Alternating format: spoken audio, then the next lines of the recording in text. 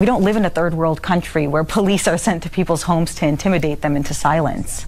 Oh, welcome to the world, baby. This is what they do. Maybe she's new to this, but the cliff is eroding all around you. So maybe she was on their team a couple years ago. But if you don't march in lockstep with every single one of the talking points, they will come for you. What is up? My name is Eric. This channel is called Report and Opine. I am back. This, of course, is the epicenter for all of your current and captivating coastal elite chaos. So please hit that subscribe button, like the video, ring the notification bell, leave a comment or two, share this with a friend. Let's go.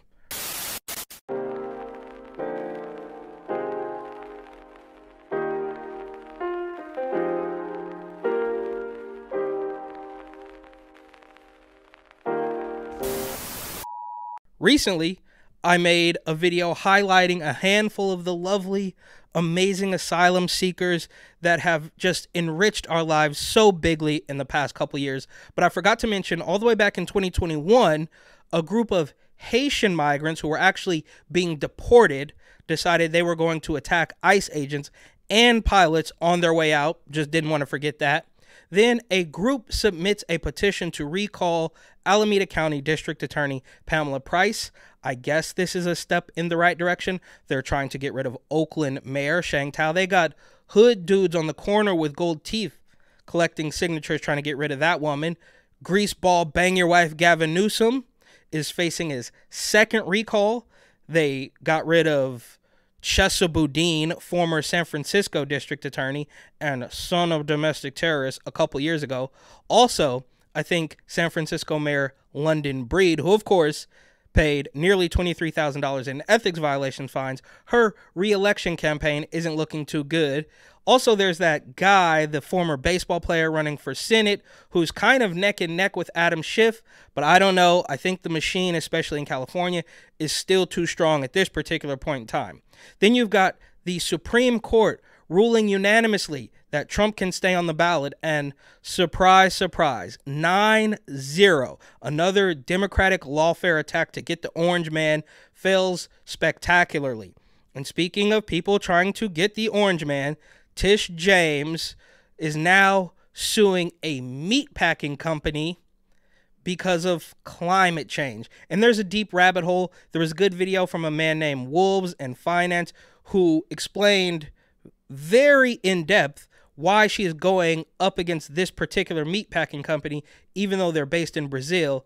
And she's doing that after she claims that Trump owes $600 million, billion, trillion dollars, whatever. And then that viral image of an ad from 1981 shows that Mar-a-Lago was worth more at that time than what Tish James says it was worth in 2022 or 2023. It's all absolutely ridiculous. But there's more. So while Tish James is doing her bring down orange man and, sue the meatpacking company because of climate crisis, sun monster nonsense, there's still big fat, furious Fani Pack Willis who is hell-bent on destroying Donald Trump, but it's obviously just boomerang directly at her, and what was supposed to be about election interference is now all about her competency or credibility, I should say. And here's a clip from Megyn Kelly, and she's done an absolutely, Megyn Kelly is like tracking every single thing that happens in this wild, big, fat, furious Fani Pack Willis case.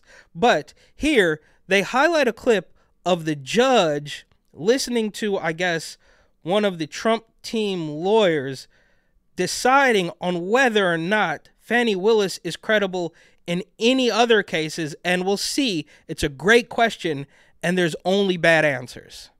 Here's the other thing, Mike. When I listened to the judge, because you're always trying to read tea leaves, he did get into just how credible Fani Willis might be. There was just like a hint of it. Listen here in SOT 10. Those are the things that this court can rely upon and say, based on those, again, I find an appearance of impropriety.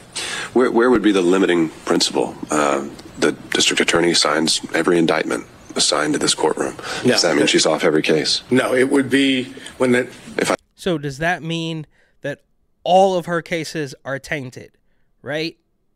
I found that she's untruthful. Is that what you're kind of suggesting that. You don't have to find, again, I'm not saying you have to find she was untruthful or that Wade was untruthful. You don't have to make a finding of fact that they lied. All you have to do is make a finding of fact that you have genuine, legitimate concerns about their credibility, about their truthfulness. And once you find that, then you can apply Registay and Edwards. Well, but it's the same principle, though. If I have genuine concerns about her truthfulness on a particular occasion, how do those not spill over into every criminal case a district attorney brings? Well, it's because she testified under oath.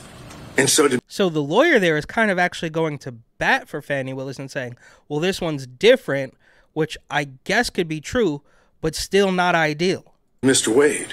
They didn't have to testify falsely. They could have testified truthfully. They could have indicated that the relationship, the timing was in fact before Mr. Wade was hired. They chose not to.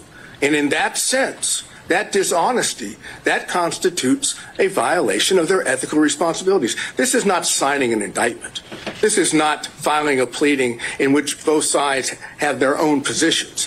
This is a requirement that every witness has to tell the truth under oath. And if they don't tell the truth under oath, or there's a significant concern about their credibility, then they're violating their ethical rules. And as anyone will tell you, as Your Honor already knew from when you were a prosecutor, prosecutors are held to a higher standard. Okay, so he plays on the, I guess, the sentimentality of the judge being a former prosecutor and saying, look, you remember, prosecutors are supposed to be held to a higher standard. But most importantly, if this judge finds that Fani Willis is credible, okay, so we just continue this case and pretend none of this ever happened? Or does he find that she is not credible and her entire career is called into question?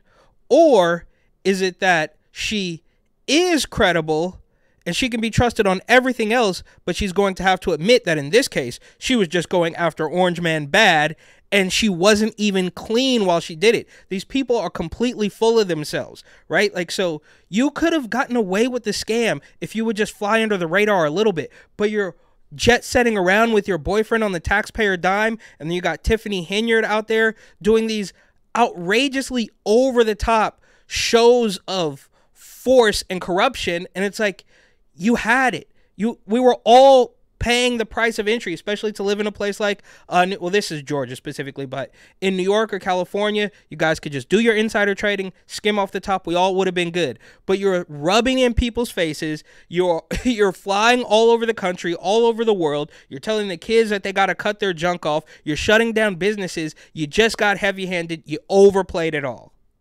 And really quickly, if you needed more proof, this is from the SF Gate. Donald Trump is broke. Ha, ha, ha, ha, ha. So, again, they're saying the quiet part out loud and letting you know that it was never about any wrongdoing or crimes committed or fraud. It was just about creating a media narrative and draining his bank account because they know they're not going to have a chance at beating him if everything is on the level. But I think this is good because it does show pretty concretely that they realize they cannot win without some pretty heavy shenanigans. And I think the new calling card now on Twitter is too big to rig. It kind of reminds me of how when Andrew Cuomo was the governor of New York and he said that the mask was all about respect when I thought it was supposed to be about health and safety. They're clearly telling you here that this is about getting Trump and has nothing to do with actual crimes committed. Here we got Van Nothing Burger Jones himself batting at the top of the order, saying that Russia is the reason why black men like Trump. Justice reform and some of the stimulus support was welcome. So what's actually happening, though, is that there is an online influence campaign. Correct. Some of it, I think, is coming from Russia, China, and Iran. Russia, China, and Iran, they're online coercing black men to vote for Donald Trump. They could, I mean, are they reasoning outside of our demands? Could that be possible? That is whipping up that conversation way unnaturally. Yeah, but let me ask you again. You asked a question, I want to answer it. Go ahead. So there's a solid block that's not going to move. There is some actual legitimate frustration and fatigue, but there's also, and we have to talk about it more, an online influence campaign designed to depress and distress black voters and to split black voters. Yeah, that's you. You're the online campaign designed to bully black voters. That's you. That's what you're doing. Let me just put on the screen. Let me just look at poll numbers for 2000, going back to 2008.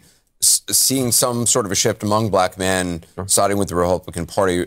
We put that up for McCain, 5%, Romney in 2012, 11%, Donald Trump 2016, 13%, Donald Trump 2020, 19%. Can I put it out there that it says black male support? And one thing we're not... And here she comes in. Well, black women, we're still obeying. Here's another one of these talking heads. They're all doing this thing with the big giant glasses now. That's the thing. It's like, I'm really serious. Do you see my glasses? And he is confused as to why so many rappers are supporting Trump. I mean, we've told you he's awful and racist for at least 7 years now, but they're just not listening to us. And how could that be? Why is this happening? Do they live and they breathe? Are they experiencing things that you in the media are saying they shouldn't believe with their lying eyes? Are they not as dumb as we thought as we thought they were? Why are so many rappers supporting Trump? Not just this one. It's also Benny the Butcher, Sexy Red, Waka Flocka, Kodak Black. What in the Uncle Tom is going on? Oh, and then they just throw it around there, all the Uncle Toms. It goes without saying, but I'm here to state the obvious anyways. Just imagine if another reporter of lesser melanin, let's say, called all of these black rappers who are supporting Trump Uncle Toms. I think there's three main reasons why some rappers are falling for Trump. One reason is the perception of strength. This is a caricature of how Trumpers see him, as some hyper-strong, hyper-masculine figure. Yes, of course, and you would rather have people praying to men who chose to have their junk cut off. That would be better for you. And I could see where some rappers would say, aligning with him makes me feel strong and seem strong. Kanye said when he put on the MAGA hat, it made him feel like Superman. That's gross. Reason number two, contrarianism.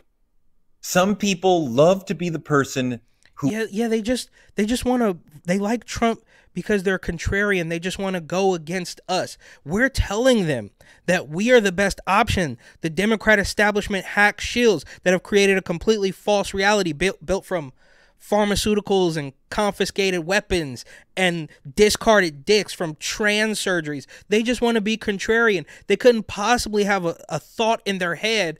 They couldn't possibly have lived a life to say, I don't know if these weirdo Democrats actually have my best interest in mind. And you can certainly say that Trump doesn't either, but it's quite clear at this particular point in time, he is the lesser of two evils, if that's what it's going to come down to. Who everyone else is arguing against. You love to be the one saying everyone else is wrong. Yeah, you guys are wrong. It has nothing to do with, oh, they're just doing this to be contrarian. Like, we're pressing them, we're beating them over the head. Why won't they submit? They're just contrarians. They couldn't possibly have a thought in their head that we didn't spoon feed them. And in an attention economy, being the contrarian gets you a lot of attention. I put a barbershop because, you know, the black barbershop is a place where people go to argue and talk and commune. And if you're a contrarian in that space, everyone is arguing against you. And it can be really exciting. There's also a lot of misinformation that goes into supporting Trump. A lot of Enough of this guy. Okay, so Van Jones says it's Russia. This guy says, oh, the perception of strength.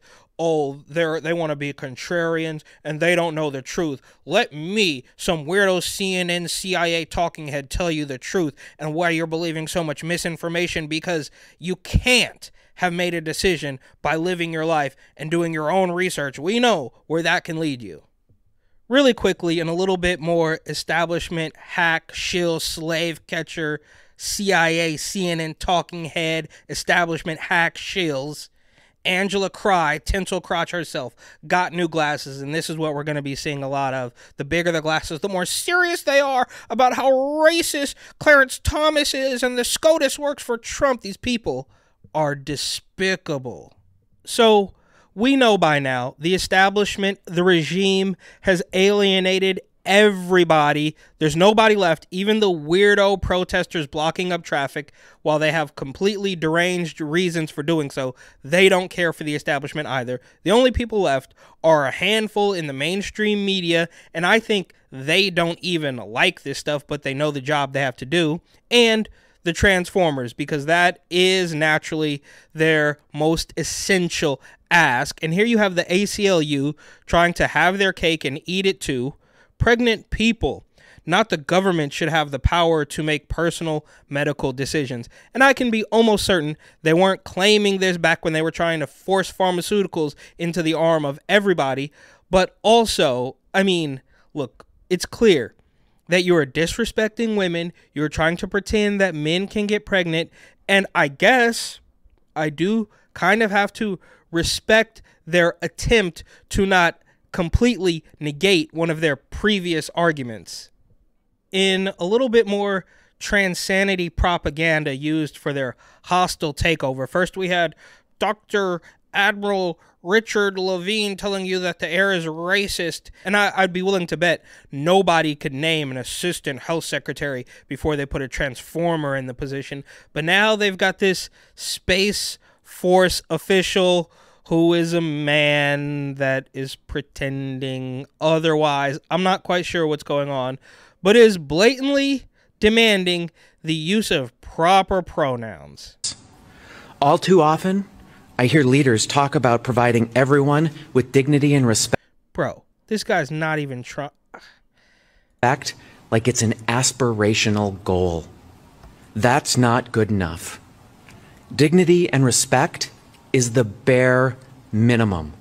That's not good enough. And we know by now, you give them an inch, they take a mile, right? So yeah, you could capitulate to this, and then they're just going to ask you for something else. Anything short of... It's the floor of where we can be. We must set our sights higher and focus on intentional inclusivity, because there are still far too many people out there, not just LGBTQ individuals, that feel marginalized, shut out, or discriminated against. So for all of you out there, I ask you to set out your symbols of pride, share your pronouns in your email, particularly if you're a person who doesn't think they need to. Initiate difficult conversations about... Wrong. This person is not going to want to have any difficult conversations. I can almost guarantee that. Racial and gender barriers, and share a bit of your vulnerability in a way that draws others in.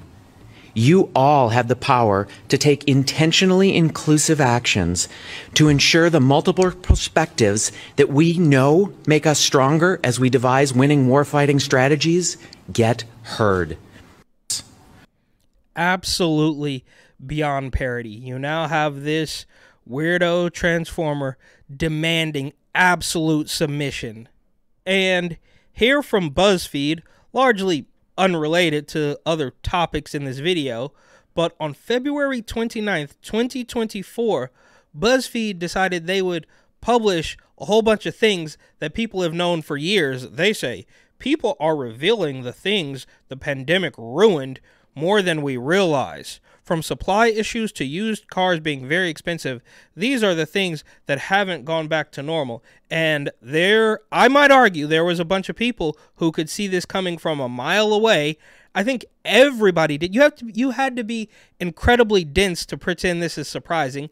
They did this on purpose, and now they want to look back and say, oh, well, we didn't mean for this to happen. So here are all the things that BuzzFeed has collected from Reddit. First, I'm not sure if anyone else feels the same way, but my perception of time hasn't really returned back to normal since then. Yeah, that's totally true, right? You see the meme of the guy with his eyes open and then he blinks, so it goes from 2019 to 2024 in the blink of an eye, and that was part of it. They certainly don't want you to remember anything that happened 48 hours ago. This might be local, but where I live, a bunch of businesses closed. I mean, half of them were closed, not just because of the shutdown. They were closed permanently. Oh, wow, how shocking and surprising. You mean the businesses that were probably already, you know, teetering on the edge were completely demolished by rabid, insane, power-hungry politicians that had nothing to do with a virus, and they even admit it as such. Oh, yeah, social distancing, that was arbitrary. I mean, it's ridiculous, and I guess better late than never, but it's like, dude, we literally saw this on the first day of the pandemic. As a teacher, I can say that it's definitely affected kids in a way people don't realize. Kids who had their first year of school or even second during the pandemic act quite different than kids who had a normal introduction to school. Many of them seem to have fewer social skills, higher anxiety than kids from previous years. Yeah, we scared the crap out of all of them and told them they were going to die because the fresh air and outside of their front door was going to kill them. The health system is wrecked. Way too many nurses got burnt out and left the profession. Is that right? Doubt it? Were they too, you know, they got burnt out of making TikTok dances? My perception of money. I worked so hard to pay off debt, save up for a new house, get promotions. Now with the rise of housing costs and inflation, I feel like money is literally such a made up thing and I have no control over anything, even with all the right decisions. Yeah, so you're discovering what a lot of people already knew, that this was going to destroy the country. But now they claim, oh, it's back, build back better. Okay. Independent, smaller DIY music venues never really recovered. Yeah, that goes along with, you know, all the restaurants and businesses that you scared out of town because it was too dangerous to eat at certain places, but then they started getting broken into. People's driving is so out of whack. My only concern is to make it home in one piece. I don't know, you can talk about Arizona, and they are absolutely wild on the road, but that's a different story. Used car market is completely effed, as are flight prices. Yeah, this is crazy. Night shift people's lives. Nothing is ever open late anymore. Yeah, because, you know, the virus comes out after 10 p.m. and it's hovering near the ceiling in restaurants, so you have to put your mask on when you go from the table to the bathroom, when you go from the front door to the table, but when you sit down to eat, it's all okay. The lockdowns happened during my last semester of university. I've never had an in-person job, only work from home, which I realize is a blessing, but also makes me feel like, I don't know, it's not real. I have no work friends. I have never met my supervisor in person. I do all my work from my desk in my room. It feels like pretend. And this is, you know, similar to the kids, right? Like, oh, kids who had their first or second year in school from a computer is just like the people who had their first or second job working from home.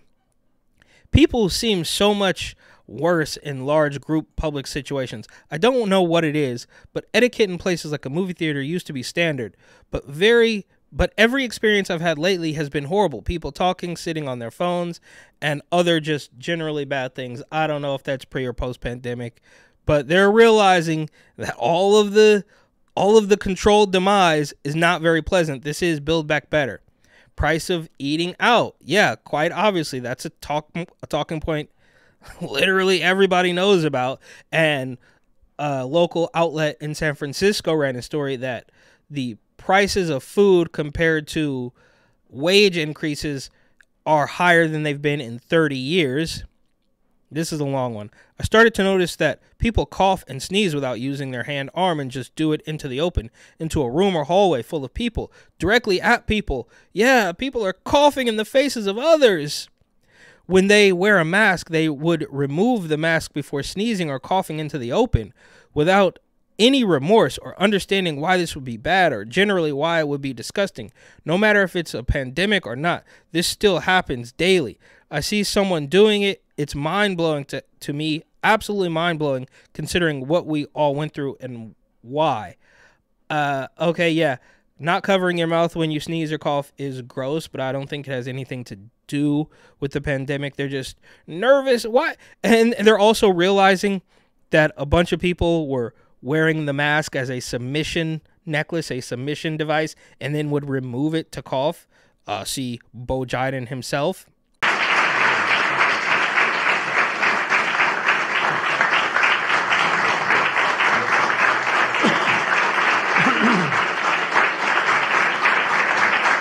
The sense of security.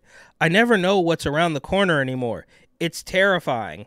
And that doesn't really have anything to do with Rona. It's just, completely corrupt politicians destroying the police departments across the country and hoping that everything descends into chaos. My willingness to waste my life at an office when I can do the work just as well from home. Feels like it's a more to each their own sense of living. People don't appear to be as connected as before the pandemic. Yeah, I mean, there were literally ads on the New York City subways that said, don't talk to people. Keep your head in your book or in your music, but you could spread the virus if you talk to somebody. It's about respect. It's all completely ridiculous. This is one of my favorites. Printed menus. Call me snarky, but scrolling through your phone at dinner, whether with family or on a date, it's pretty bad. Yeah, that's correct. But touching the menu was too dangerous. Family relations. Vaxxed versus anti-vax. Mask versus no mask. COVID deniers versus lockdown advocates fractured a lot of my family and many others. Yeah, and that's exactly what they were trying to do. It's called divide and conquer. Supply chain. Just-in-time ordering was a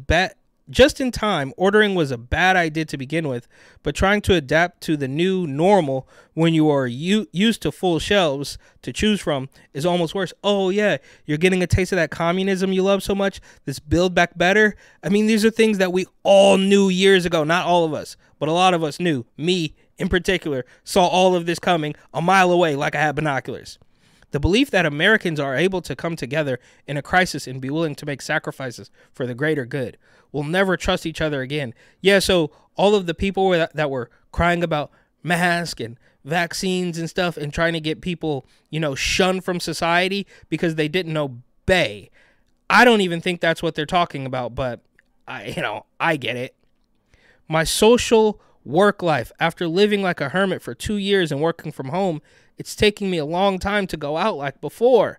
Yeah, that was all on purpose. It ruined me on traffic for one glorious year as an essential worker. I had the roads almost entirely to myself. It was beautiful. And lastly, the cost of living is pretty effed. Yeah, and that was all on purpose. Back in the California school system, and we've seen a bunch from them completely corrupt, right? It was a couple weeks ago that a school in Hayward ended a contract with a company called Woke Kindergarten after they paid out $250,000 to have some weirdo extremist come in and claim that everything's racist. It didn't quite work out. And here is obviously another part of the reason why California continues to collapse. San Francisco schools abandon disastrous payroll system after spending $34 million. And this is what happens when these people are left unattended. There is no adult in the room. The person in charge of California is Gavin Newsom, and then he's spending millions of dollars on Proposition 1 so he can get control of billions of dollars to siphon through the pockets of bureaucrats all over the place and fix not one single problem. But that's a different story. Is anybody surprised that the San Francisco school system is spending terribly? This is also kind of why we see homeschooling is on the rise and the CSU college system is seeing a decline in enrollment because we all can see that these people are scamming everybody. Then down in Southern California, alleged anti-Semitic incidents prompts walkout at Southern California school. Now, it's pretty clear that these kids have just found out a way to get out of going to school. But where does this end, right? This is they're claiming anti-Semitism, and it's only a matter of time before the other side claims that it's anti-Palestine to hold an anti-Semitic rally. I mean, it's just a complete mess. This is the monster that they've created, and now nothing can ever be talked about without somebody labeling it an ist or an ism. It's completely destructive.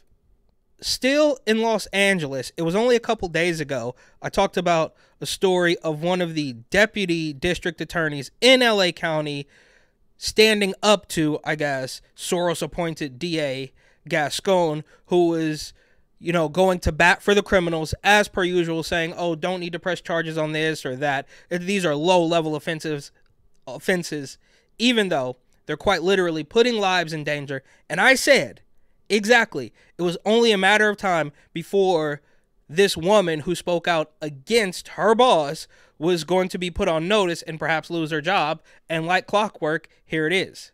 Very serious allegations. This prosecutor admits she's concerned she could lose her job, but she says staying silent is not an option.